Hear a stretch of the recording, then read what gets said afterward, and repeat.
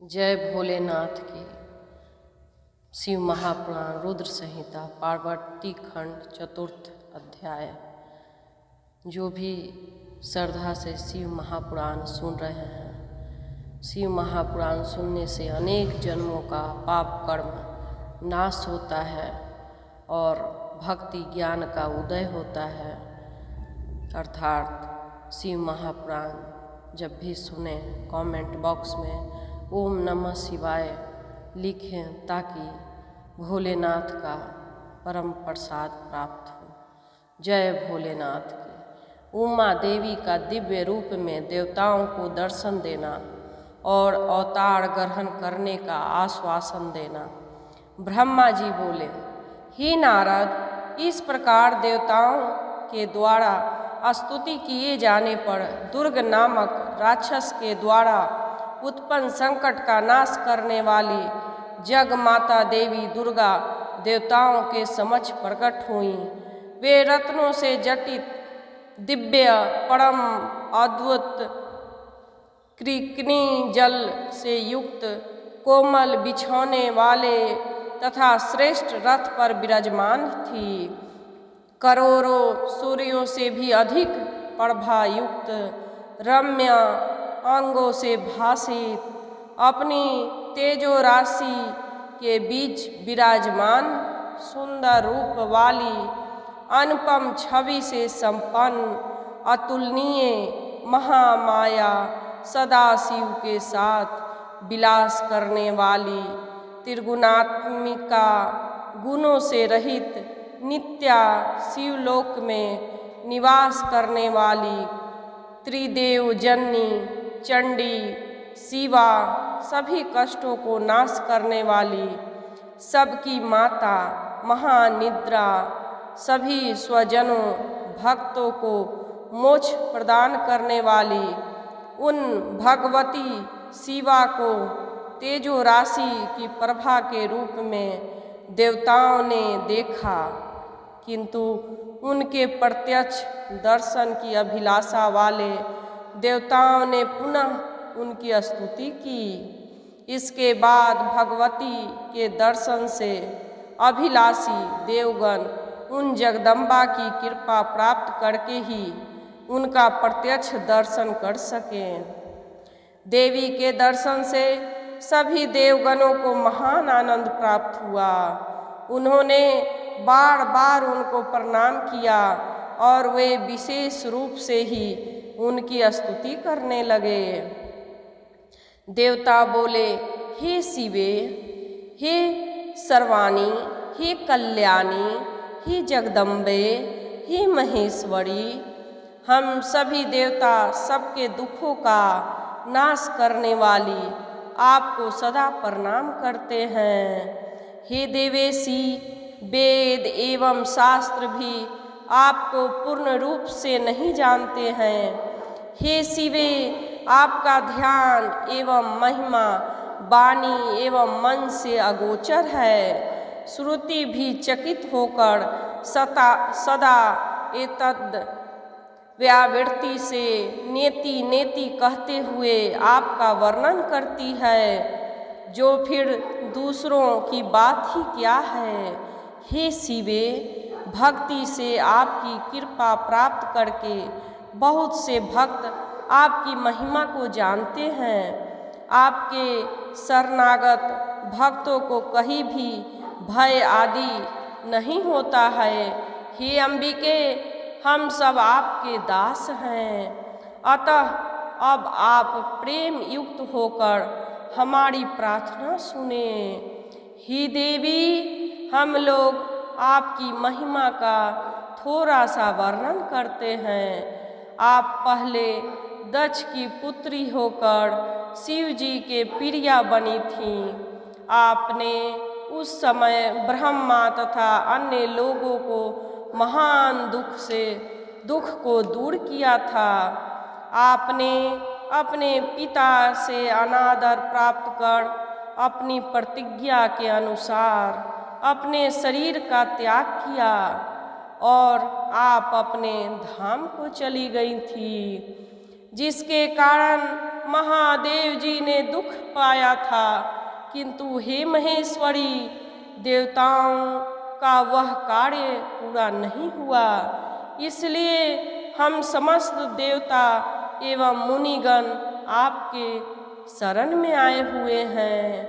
हे महेश्वरी, आप देवताओं के मनोरथों को पूर्ण कीजिए, जिससे हे शिवे सनत कुमार कहा हुआ वचन सफल हो।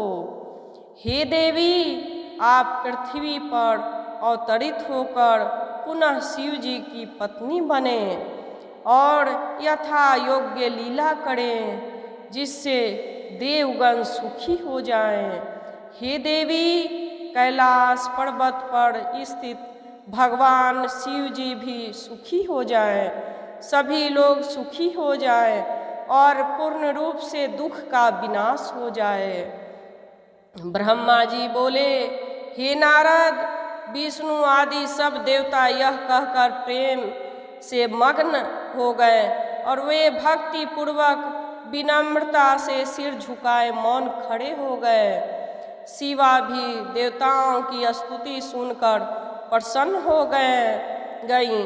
अपनी स्तुति के कारण का विचार कर तथा प्रभु शिव जी का स्मरण कर भक्त वत्सला तथा दयामयी उमा देवी विष्णु आदि उन देवताओं को संबोधित करके हंसकर कहने लगी।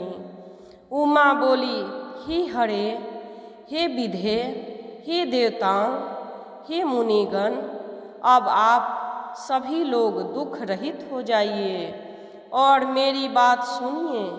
मैं आप लोगों पर प्रसन्न हूँ, इसमें संदेह नहीं है। मेरा चरित्र त्रैलोक्य को सर्वत्र सुख प्रदान करने वाला है। दक्ष आदि का जो मोह उत्पन्न हुआ वह सब मेरे द्वारा ही किया गया था। मैं पृथ्वी पर पूर्ण अवतार ग्रहण करूँगी, इसमें संदेह नहीं है। इससे बहुत से हेतु हैं जिन्हें मैं आदर पूर्वक कह रही हूँ। हे देवताओं, पूर्व समय में हिमाचल और मेना ने बड़े भक्ति भाव से मुझ सती शरीर धारणी की माता पिता के समान सेवा की थी। इस समय भी वे नित्य प्रति मेरी भक्ति पूर्वक सेवा कर रहे हैं और मेना विशेषकर अपनी पुत्री रूप में सेवा करती है, इसमें संदेह नहीं है। अतः रुद्र तथा आप लोग अपने अपने धाम को जाएं। मैं हिमालय के घर में अवतार लूँगी, इससे सभी लोगों का दुख दूर हो जाएगा। आप सब लोग अपने अपने घर जाएं और चिरकाल तक सुखी रहें। मैं मेना की पुत्री के रूप में अवतार लेकर सभी को सुख प्रदान करूँगी। यह मेरा अत्यंत गुप्त मत है कि मैं शिव जी की पत्नी बनूंगी।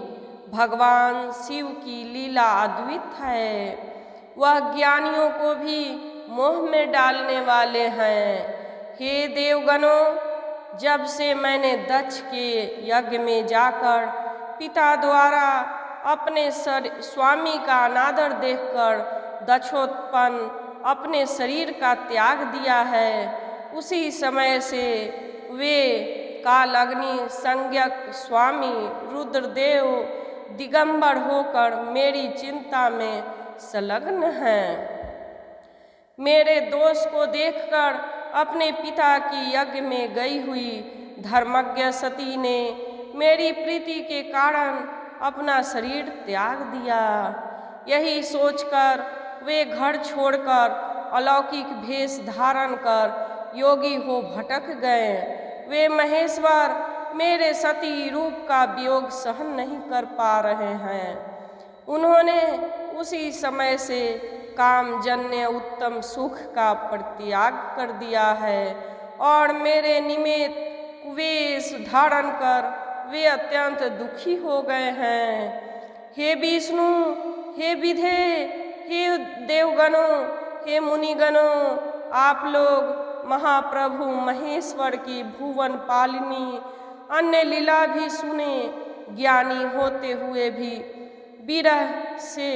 विरह में व्याकुल वे मेरी अस्थियों की माला बनाकर धारण किए रहते हैं, फिर भी उन्हें कहीं भी शांति नहीं मिलती। इस प्रकार वे प्रभु अनाथ के समान इधर उधर घूमते हुए ऊंचे स्वर में रोते रहते हैं। उन्हें उचित तथा अनुचित का ज्ञान भी नहीं है। इस प्रकार वे प्रभु सदा शिव कामियों की गति दिखाते हुए लीला करते हुए फिरते हैं और कामुक की भांति बिरहाकुल वाणी बोलते रहते हैं। वे शिव वस्तुतः निर्विकार तथा दीनता से रहित अजित परमेश्वर परिपूर्ण स्वामी मायाधीश तथा सबके अधिपति हैं। वे तो लोकानुसरण कर ही लीला करते हैं, अन्यथा उन्हें मोह तथा काम से प्रयोजन ही क्या है। वे प्रभु न तो किसी विकार से अथवा माया से ही लिप्त रहने वाले हैं। वे सर्वव्यापी रुद्र मेरे साथ विवाह करने की प्रबल इच्छा रखते हैं। अतः देवगणों, मैं पृथ्वी पर मेना हिमाचल के घर में अवतार ग्रहण करूंगी। मैं रुद्र के संतोष के लिए लौकिक गति का आश्रय लेकर हिमालय पत्नी मेना में अवतार ग्रहण करूंगी। कठोर तपस्या करके रुद्र की भक्त तथा प्रिया होकर मैं देवताओं का कार्य करूंगी। यह सत्य है, सत्य है, सत्य है, इसमें संदेह नहीं है। आप सभी लोग अपने घर जाइए और रुद्र का भजन कीजिए। उन्हीं की कृपा से समस्त दुख दूर हो जाएगा, इसमें संदेह नहीं है। उन कृपालु की कृपा से सर्वदा मंगल ही होगा और मैं उनकी प्रिया होने के कारण त्रिलोक में वंदनीय तथा पूजनीय हो जाऊंगी। ब्रह्मा जी बोले, हे तात, इस प्रकार कहकर वे जगदम्बा देवताओं के देखते देखते अंतर ध्यान हो गई और शीघ्रता से अपने लोक चली गई।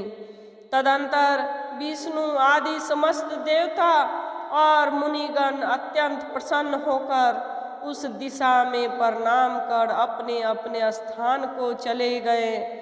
हे मुनीश्वर, इस प्रकार मैंने दुर्गा के उत्तम चरित्र का आपसे वर्णन किया, जो सर्वदा मनुष्यों को सुख तथा भोग तथा मोक्ष देने वाला है।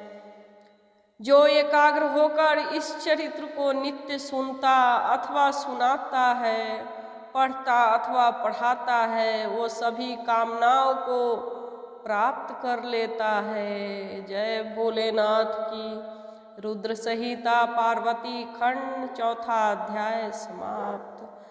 देख रहे, सुनने मात्र से मनोकामनाएं को पूर्ण कर लेते हैं।